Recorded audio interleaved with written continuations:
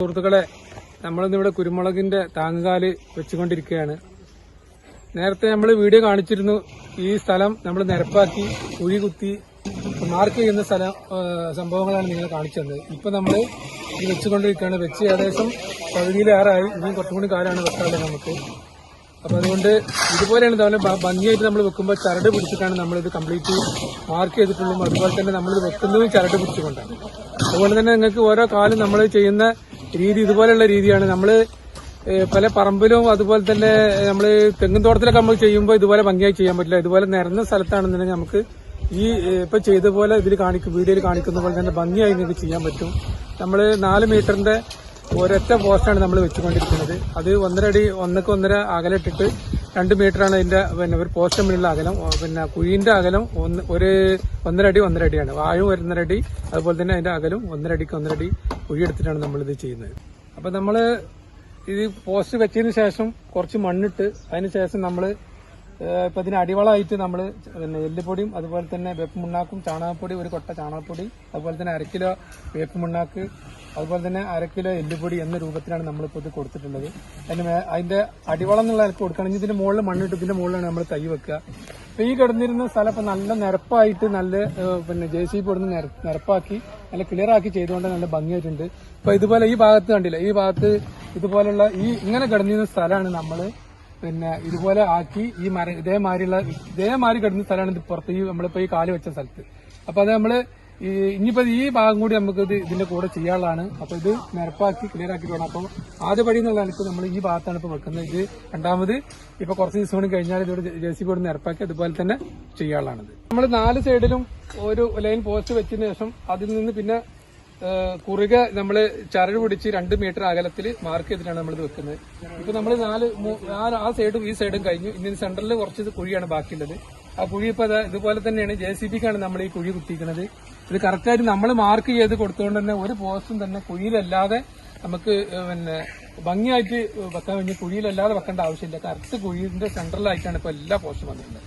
അതുകൊണ്ട് ഒരു പോർഷൻ തന്നെ നമുക്ക് JCB കുഴി എടുത്തെന്ന് വിചാരിച്ചിട്ട് മാർക്ക് ചെയ്യുന്നത് കറക്റ്റായി കഴിഞ്ഞാൽ കറക്റ്റായിട്ട് ഇതുപോലെ ഭംഗിയായിട്ട് ചെയ്യാൻ പറ്റും. ഇതുപോലെ തന്നെ 1-2 ആൾക്കാർ അഭിപ്രായം പറയുന്നത് കുഴി എടുത്തപ്പോൾ ഇത് ഒരുപാട് അകലം കുറവാണ്, ഇത് എങ്ങനെ ഇത് വെക്കുക എന്നുള്ള അഭിപ്രായമൊക്കെ പറയുന്നത്. പക്ഷെ വെച്ച് വന്ന് നോക്കുമ്പോൾ നിങ്ങൾക്ക് കറക്റ്റ് നമ്മൾ ഇതിന്റെ ഗ്യാപ്പ് 2 മീറ്ററാണ് വരിക.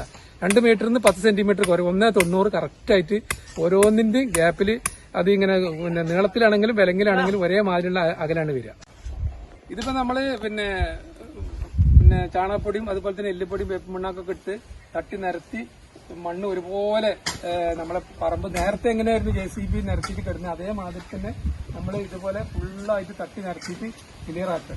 ഇനി ക്ലിയർ ആക്കി ഒക്കെ കഴിഞ്ഞതിന് ശേഷമാണ് നമ്മൾ ഇതിൽ തൈ വെക്കുള്ളൂ. കാരണം അതിന് മുന്നേ തൈ വെച്ച് കഴിഞ്ഞാൽ ഒന്നാമത് ഇവിടെ നനക്കാൻ വെള്ളത്തിനുള്ള ഡ്രിപ്പിന്റെ പൈപ്പ് ലൈൻ ഇട്ടിട്ടില്ല. അപ്പൊ ആ പണി വർക്ക് നമ്മൾ തന്നെയാണ് ചെയ്യണത്, ഇതിന്റെ കൂടെ ചെയ്ത് കൊടുക്കുന്നത്. അപ്പൊ അതിന്റെ വർക്ക് നാളെ അല്ലെങ്കിൽ മറ്റന്നാളായിട്ട് ഇട്ട് കൊടുത്തതിന് ശേഷം മാത്രമേ ഇതിൽ തൈ വെക്കുള്ളൂ. അപ്പൊ ഇതുപോലെ നല്ല നിരന്ന് കിടക്കുകയാണെന്നുണ്ടെങ്കിൽ നിങ്ങൾക്കിപ്പോ ഇതിന്റെ കണ്ടെത്താൻ കാര്യം നല്ല ഉഷാറായിട്ട് വണ്ടിയോ അല്ലെങ്കിൽ ലാഡറോ ഒന്നും വെക്കണേന് നിങ്ങൾക്ക് യാതൊരു പ്രശ്നം വരില്ല. ഇപ്പൊ നമ്മൾ അവിടെ കുഴിയെടുത്ത് കണ്ടപ്പോ മണ്ണൊക്കെ ഇങ്ങനെ കൂനായിട്ട് കിടക്കുന്നതുകൊണ്ട് തന്നെ നമുക്കൊരു അഭംഗിയായിട്ട് തോന്നും. പക്ഷെ തട്ടി നിരത്തി ഇതേമാതിരി ക്ലിയർ ആയി കഴിഞ്ഞാൽ നല്ല ഭംഗിയായിട്ട് നമുക്ക് ലാഡർ വെച്ചിട്ട് ഇറക്കാനോ അല്ലെങ്കിൽ ഇതിൽ പുല്ല് പൊന്തുകയാണെന്ന് വിചാരിക്കാം. നമുക്ക് ഇതിൽ പുല്ല് മുളച്ചിട്ട് മഴക്ക് പുല്ല് മുളക്കുകയാണെന്നുണ്ടെങ്കിൽ നമുക്കിതിൽ കറക്റ്റായിട്ട് ഷീറ്റ് വിരിക്കാൻ പറ്റും. ഇതിൽ 2 മീറ്റർ വീതിയുള്ള നീളം ഒരു 100 മീറ്ററോ 50 മീറ്ററിന്റെ ഒക്കെ ഷീറ്റുകൾ കിട്ടും.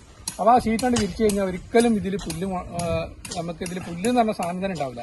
അപ്പൊ അത് ഈ പാർട്ടി നമ്മളോട് പറഞ്ഞിട്ടുണ്ട്, ചിലപ്പം വിരിക്കേണ്ടി വരും എന്ന് പറഞ്ഞിട്ടുണ്ട്. അപ്പൊ അങ്ങനെ വരികയാണെന്നുണ്ടെങ്കിൽ ഷീറ്റ് വിരിച്ചതിന് ശേഷം അതിന് ശേഷമാണ് നമ്മള് ഇറിഗേഷന്റെ നനക്കണ പൈപ്പ് നമ്മൾ ഇടുള്ളൂ. അത് കഴിഞ്ഞ് ഇട്ടതിന് ശേഷമാണ് നമ്മൾ തൈ വെക്കും. നമുക്ക് കുരുമുളകിന്റെ താങ്ങുകാല് വെക്കാൻ പറ്റുന്നത് നമുക്കൊരു സെന്റിൽ ഏകദേശം 10-12 കാലിനുള്ളിലാണ് നമുക്ക് 2 മീറ്റർ വരുമ്പോൾ നമുക്ക് വെക്കാൻ പറ്റുന്നത്. അപ്പൊ നമ്മളിവിടെ ഇന്നിവിടെ ചെയ്തിട്ടുള്ളത് നമ്മളൊരു 20 മീറ്റർ വീതിയും 26 മീറ്റർ നീളത്തിലാണ് ചെയ്തിട്ടുള്ളത്. അതിൽ ഏകദേശം ഒരു 143ഓളം പോസ്റ്റാണ് നമുക്ക് വെക്കാൻ കഴിഞ്ഞിട്ടുള്ളത്. ഇനി ഇവിടെ തുടർന്ന് കുറെ വെക്കാനുണ്ട്. അപ്പൊ നമ്മള് ആദ്യ പടി എന്നുള്ള നിലക്ക് ഇവിടെ ഇപ്പൊ അത്ര പോസ്റ്റുകളെ നമ്മൾ വെച്ചിട്ടുള്ളൂ. ഈ പറമ്പിന്റെ അതിർത്തിയാണ് ഈ മതിൽ കെട്ടിയത്.